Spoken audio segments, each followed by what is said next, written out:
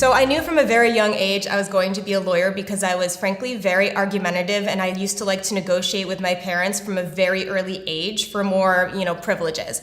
But on a more big social justice level, I became a lawyer because we do not have a fair criminal justice system. Okay, the cards are stacked against somebody who's accused. Everybody knows this. People say the system's broken. It's more than just broken. So I see myself as someone that has to equalize that playing field, particularly for the minority communities, and to try to restore that imbalance in the power. And honestly, I like fighting for the underdog. I think the redemption story is a great one.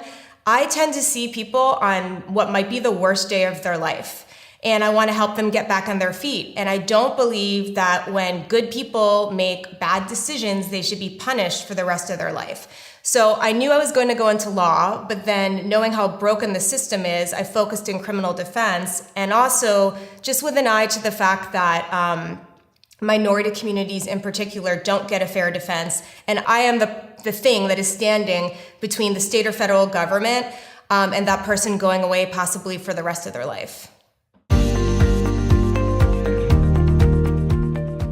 So I don't think I have just one philosophy that guides my criminal defense work, but I do have certain strategies that I think make my practice more effective than others. And they're two very practical things. So the first is that you put it in writing. We have so many complicated motions that we have to argue which make a difference in the client's life. And a perfect example is bail. Your client wants to be out of custody. And for the cases I handle, usually we're talking $1 million or $2 million bail, murder cases, sex crimes cases. So a lot of lawyers wing it, and they walk into court and they make oral arguments and they lose. That is not what I do. My philosophy is you put it in writing. You have to give that judge or the prosecutor a sense of who your client is, and you want to humanize them before you ever walk into court. So if you put your motions in writing, always, and then you walk into court and argue it again, it's sort of like getting 2 bites at the apple.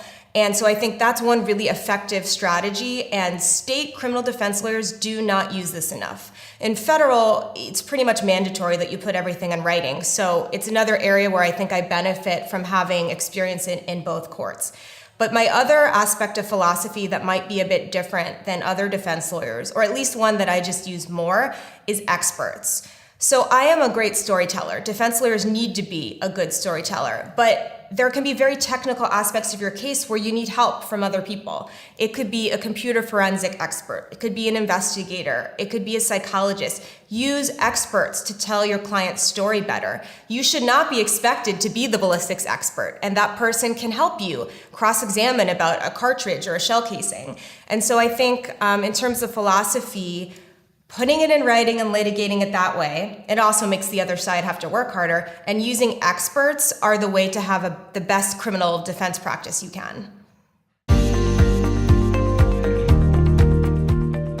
The most rewarding aspect of my practice is definitely the clients that I get to meet. These are people at a low point, maybe the worst day of their life, and helping them recover from that and getting to know them as human beings and getting to understand their backstories, that's the most rewarding part. Of course, also when you win, but honestly, getting to know these people I feel like is a privilege. And I get a lot of jokes about the kind of people I must meet or, the kind of crimes they've alleged to have committed, but hands down the most rewarding thing is the stories I get to tell on behalf of my clients.